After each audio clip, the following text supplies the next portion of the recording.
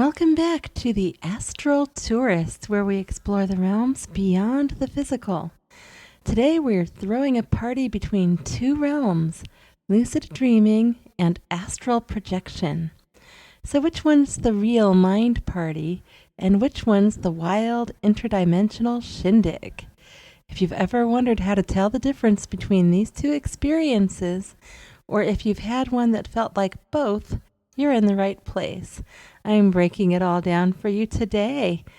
I will also be covering how to turn your lucid dream into an astral projection. In a lucid dream, everything is light and fluid. It's like a creative free-for-all. Imagine anything is possible, and the environment shifts easily like it's made of air. The scenes flow from one to the next, and it all feels deeply internal, like you're in your own personal funhouse. Desires manifest instantly. Want the sky to be neon purple with disco balls? I do. Done and done. A beach made of marshmallows? No problem. Your imagination is in full control. Well, once you get the hang of it. It takes a little practice, but yeah, basically that easy. It's the ultimate mind party, and you are the VIP headliner. People pop out of nowhere, almost like they've been beamed in from another dimension, maybe even Star Trek. They're friendly, but if you ask them, where did you come from? They often act like you should know better, or tell you how you're not supposed to ask questions like that. It's as if your subconscious is saying, I gave you everything you wanted. Why aren't you playing along and enjoying it? Don't sabotage the party. It's like a mini reality check served on a dream platter. Now, astral projection is a whole different vibe. It's less of a mind party made just for one, and more like you RSVP'd to an interdimensional shindig. Here you're not just daydreaming or imagining things. You're stepping outside your physical body, fully aware that you have left it behind. The world you enter is external. It's real and independent of your mind. It exists on its own. And the beings you encounter are not just figments of your imagination. They've got their own independent minds. And they're not waiting around for you to tell them what to do. They're just going about their own business. Unlike lucid dreaming, you can't just snap your fingers and change everything around you.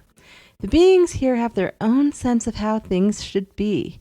Trying to control them is like showing up at someone else's party and telling them how to dress or what music to play. It just does not go over well. So be polite. Remember, you are the guest, tourist, explorer here. So enjoy the experience without trying to change everything to suit your whims. One of the coolest things about astral projection is the ability to manifest objects like lights, jewelry, food, coins, crystals, or even a new outfit. But there's a catch. It takes energy. If you were just lucid dreaming, this all happens very quickly. It takes hardly any thought at all, but in the astral, this all takes energy. The more you manifest, the more energy you use, which can shorten your astral experience. So balance is key here.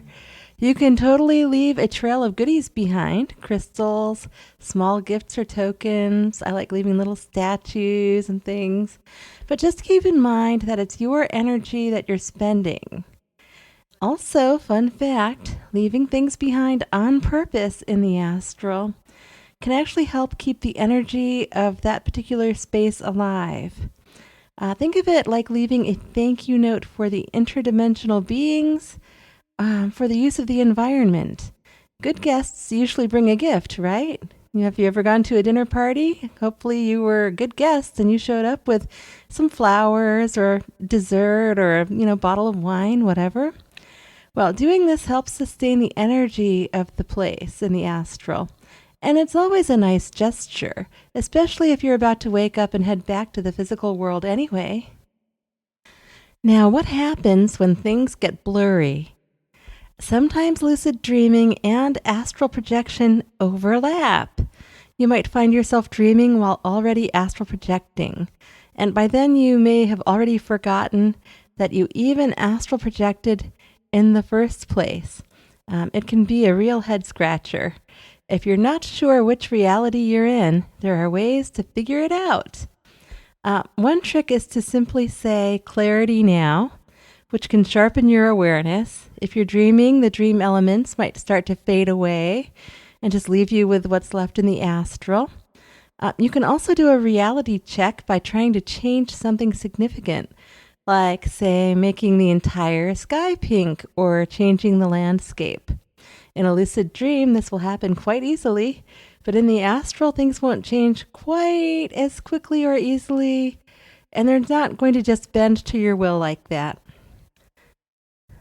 So, as promised, here is all about turning a lucid dream into an astral projection. So let's say you're in a lucid dream, but you want to make the leap to astral travel. You can try something like declaring it, I wish to astral project now.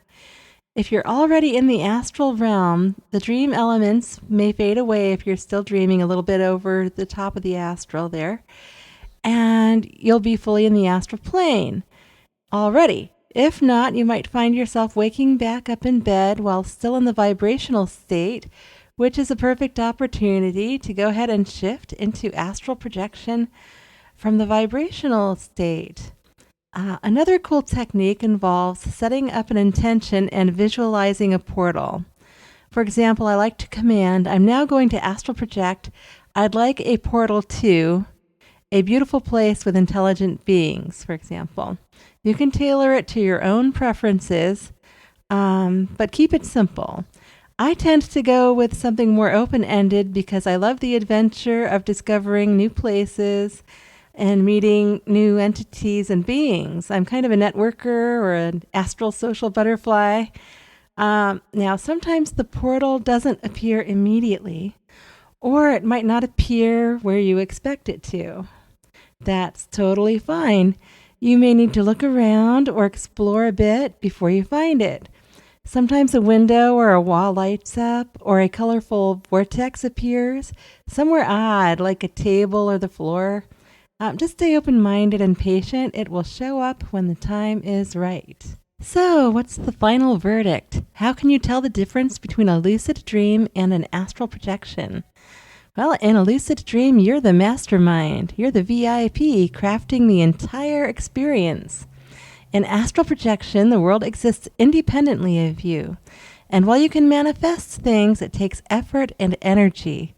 The beings and environments are not created by your own mind. They are separate from you with their own beliefs, emotions, personalities, and vibes. With practice, you'll get better at recognizing which realm you're in. But remember, no matter where you are, it's all about exploration, growth, and having some fun. Be kind to yourself and others. Enjoy the journey. Thanks for tuning in to the Astral Tourist. If you found this helpful, please like, subscribe, and share it with your friends who are curious about astral adventures. It really helps the channel grow. Until next time, happy astral travels.